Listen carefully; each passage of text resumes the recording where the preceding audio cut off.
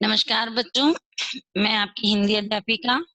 जैसा कि हमने कल दीवानों की हस्ती पाठ पढ़ा था और उसके जो लेखक कवि हैं भगवती चरण वर्मा, उन्होंने हमें बताया अपनी काव्य पंक्तियों के अनुसार कि दीवाने जो होते हैं, दीवाने अर्थात मनमोजी, अपनी मस्ती में रहने वाले, जिन्हें कोई दुनिया की फिक्र नहीं है और धूल में उड़ाते हुए जो चलते रहते हैं। उसके बाद में उनके जो आंसू हैं उनके बारे में बताया कि कभी खुशी बन जाते हैं और कभी वो खुशी जो है दुख में बदल करके चले जाते हैं। और जो पीछे रहने वाले लोग होते हैं वो बस ये कहते रह जाते हैं कि कैसे आए और कहाँ चले। उसके बाद में जो मनमौजी होते हैं, दीवाने होते हैं, वो कहते हैं कि हम कहाँ से आए यह मत पूछो, कहाँ जाना है यह मत पूछो, बस इस संसार को अपनी हंसी खुशी प्रसन्नता आनंद का जो है माहौल देकर जा रहे हैं। उसके बाद उन्होंने बताया कि सिर्फ मन मस्ती में रहना या मौज मस्ती करना ही नहीं है, हम जो दुख से भरे हुए हैं उनकी भी बात सुनते हैं और अपनी भी बात जो है वो कहते हैं। कुछ हंसते हैं और कुछ रोते हैं और इसी एक भाव से हम दीवाने जो हैं वो अपनी मस्ती में रहते हैं। उसके बाद में देखो, हम भीख मंगों की दुनिया में स्वच्छंद लुटाकर प्यार चले, हम एक निशानी सी उर पर ले असफलता का भार चले। अब इन पंक्तियों से जो कवि हैं भगवती चरण वर्मा, वो कहना चाहते हैं कि हम भीखमंगों की दुनिया में, हम भीखमंगों की दुनिया में अर्थात अगर हम किसी को कुछ दे नहीं सकते तो वास्तव में हम जो है एक भिखारी की श्रेणी में आते हैं। तो कहा कि हम भीखमंगों की दुनिया में, यहाँ पर जो दीवाने हैं वो अपने आप को भी भिखारी का जो है वो रूप दे रहे हैं कि हम बेबाक प्यार जो है इस दुनिया पर, इस समाज पर, इस दुनिया में रहने वाले लोगों पर जो है लुटाते हैं। ना कोई रोक है ना कोई टोक है, स्वच्छंद लुटाकर प्यार चले। अब भीख मंगों की दुनिया अर्थात जहाँ कुछ भी नहीं है वहां पर हम अपना प्यार इस दुनिया में लुटा करके स्वच्छंद अपनी इच्छा के अनुसार, स्वच्छंद मतलब अपनी इच्छा के अनुसार जो है हम अपना जो प्यार है वह लुटा करके इस दुनिया के लोगों को हम चले हैं। हम एक निशानी सी उर पर ले असफलता का भार चले।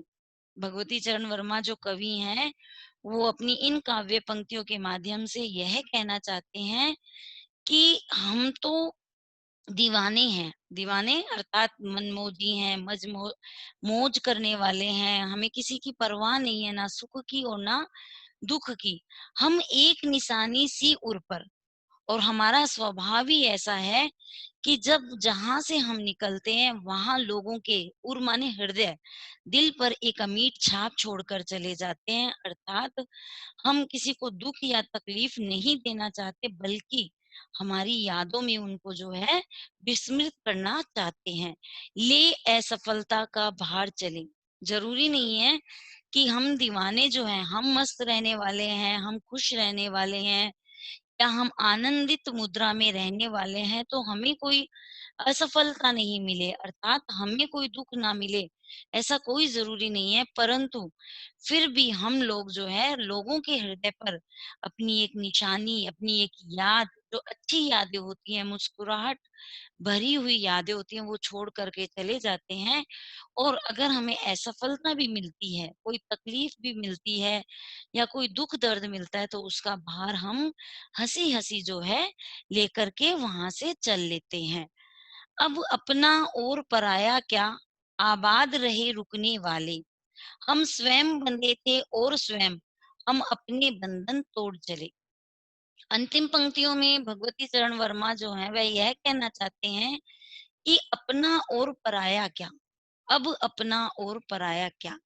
इन पंक्तियों से हमें यह तो पता लग जाता है कि दीवाने जो होते हैं उन्हें किसी की चिंता नहीं है, कि वो चिंता रखते हैं परंतु वो किसी को बांध करके नहीं रखते कि कौन अपना है और कौन पराया है। जैसे आज का जो समाज है वो थोड़ा सा स्वार्थी है, है ना? स्वार्थी मतलब अपने बारे में सोचता है, अपने परिवार के बारे में सोचता है, अपने मित्रों के बारे में सोचता है। अगर किसी पराये को जिसको वो जानता नहीं है, उसको दुःख, दर्द, तकलीफ है, तो भी वो उसके बारे में नहीं सोचता। तो दीवानों की यहाँ पर एक विशेषता बताई गई, एक अच्छी बात बताई गई भगवती चरण वर्मा के द्वारा कि अब अपना और पराया क्या, ना तो अपना है ना पराया, मतलब सारे जो हैं वो अपनी हैं, कोई भी स्वार्थ की भावना यहाँ पर नहीं दिखाई गई है। आबाद रहे रुकने वाले, हम स्वयं बंधे थे और स्वयं हम अपने बंधन तोड़ चले। अब यहाँ पर दीवानों के लिए कहा कि जो दीवाने होते हैं, जो जो अपनी मन की मर्ज़ी करते हैं, अपनी मस्त ज़िंदगी में रहते हैं, तो हम स्वयं बंधे थे और स्वयं हम अपने बंधन तोड़ चले। तो इस समाज के जो बंधन हैं, उनमें हम स्वयं बंधे थे और हम अपने ही बंधन जो है वो तोड़ चले थे। इसलिए हमें दुःख, दर्द, तकलीफ, आनंद, मुस्कान, प्रसन्नता, ये सब चीज़ें जो हैं हमने अपने हृदय के ऊपर अंदर जो है उतार ली है, तो हमें इस दुनिया में होने वाली चीज़ों से कोई सरोकार नहीं है। इसीलिए तो कहा गया है कि हम दीवानों की क्या हस्ती है, आज यहाँ कल वहाँ चले। तो हम दीवानों का कोई अस्तित्व नहीं है, कोई वजूद नहीं है। हम आज यहाँ हैं और हम कल किसी और दुनिया में भी साथ चल सकते हैं, और इसीलिए अपना जो मस्ती का आलम है, जो मन हम मौज कर रहे हैं, जो हम आनंद की भावनाओं को लेकर के चल रहे हैं, वो सिर्फ हमारे साथ है। तो इस प्रकार से भगवती चरण वर्मा जो इस पाठ के लेखाकार हैं, उन्होंने बताया कि दीवाने जो होते हैं, इनकी अपनी एक अलग दुनिया होती है। इन्हें किसी की रोक-टोक पसंद नहीं होती, ये अपनी दुनिया में है, पर ये किसी को जो है दुखी अवस्था में भी नहीं देखते हैं और अपनी इच्छा से, अपनी इच्छा अनुसार सबके हृदय में जो है वो प्यार लुटाकर चलते हैं। तो इस प्रकार से हमने दीवानों की हस्ती के बारे में पढ़ा। आपको पाठ जो है वो समझ में आ गया होगा। आप इसका एक बार सरलार्थ अपनी भाषा में कीजिए कि भगवती चरण वर्मा अपने शब्दों के साथ आपके शब्दों को अगर जोड़कर चले, तो आप इसको किस तरीके से देखेंगे, तो आपको यह जो पाठ है वह समझ में आ गया होगा। तो चलिए अब हम इसके प्रश्न अभ्यास देखते हैं। तो जैसे हमने दीवानों की हस्ती पढ़ा, अब प्रश्न अभ्यास देखते हैं। अब इसमें जैसे ऊपर आया कविता से, तो आप लोगों को यह देखना है कि ये जो प्रश्न है, हमने जो कविता का अध्ययन किया है, कविता को हमने सारगर्भित किया है, तो इस कविता से इसके कैसे आंसर्स उत्तर जो है वो बन रहे हैं। जैसे पहला प्रश्न देखिए, कवि ने अपने आने को उल्लास और जाने को आंसू बनकर बह जाना क्यों कहा है?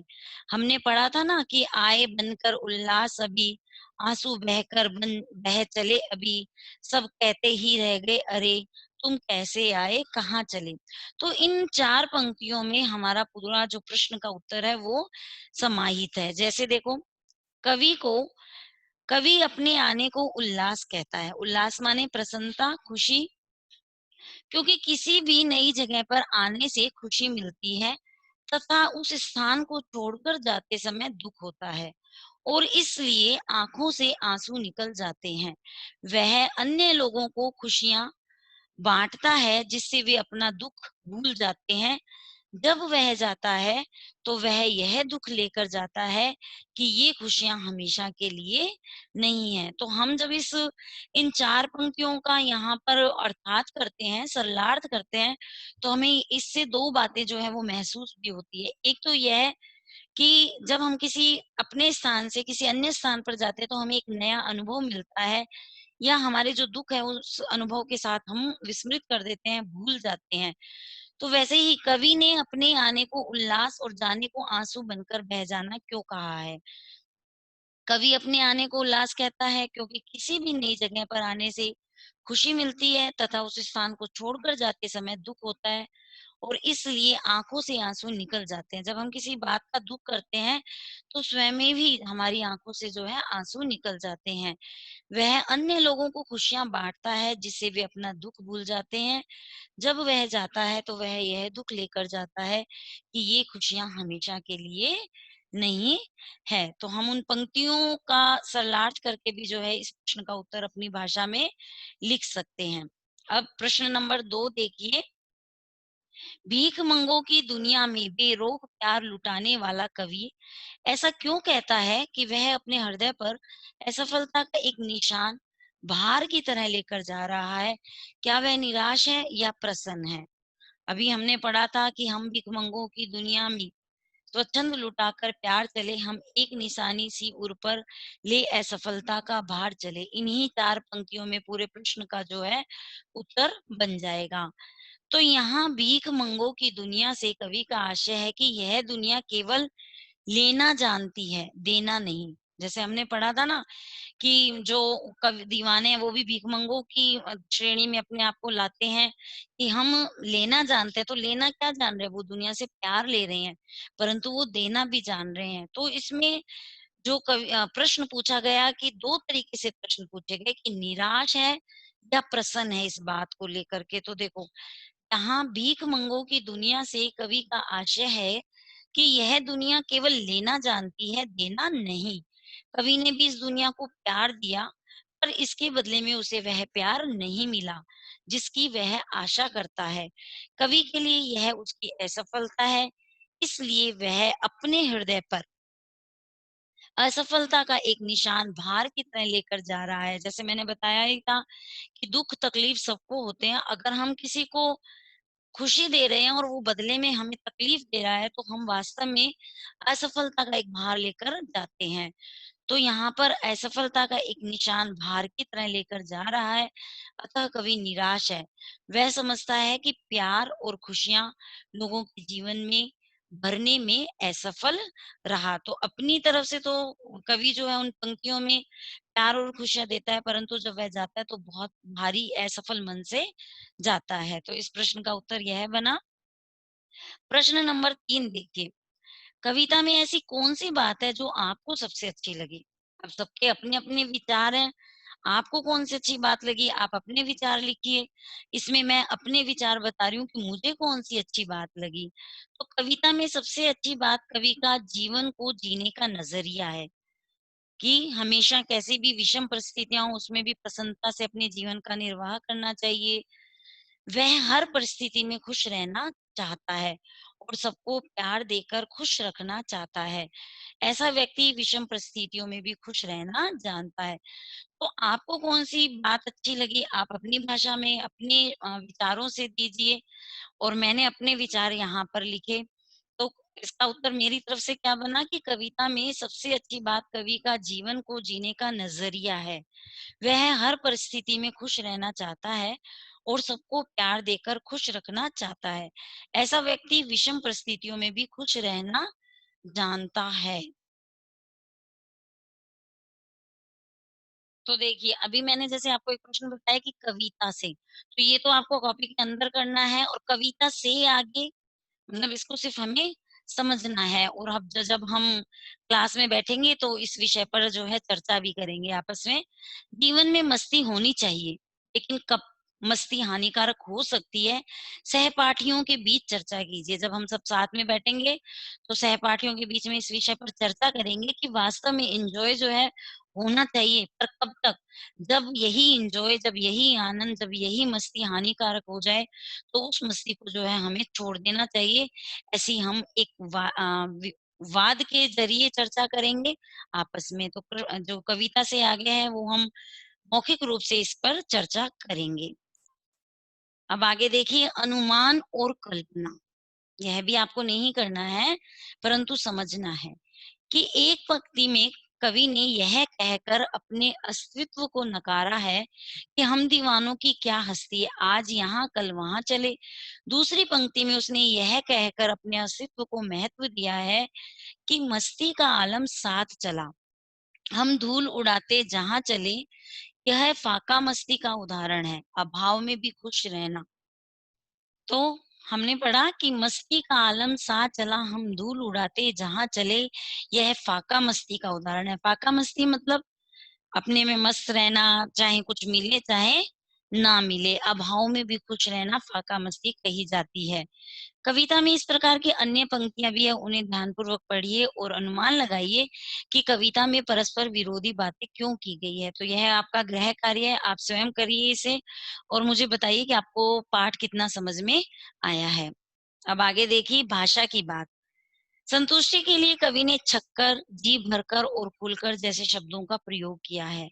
इसी भाव को व्यक्त करने वाले कुछ और शब्द सोचकर लिखिए, जैसे हंसकर, गाकर, छककर। जैसे कई बार होता है ना कि खाना भोजन हम खाते हैं तो कि कई जो है अपनी जो देशीय भाषा होती है ना उसमें बोलते हैं आज तो छक्कर, जी भरकर, खुलकर। तो ये जो शब्द हैं इन प्रयोग किया गया।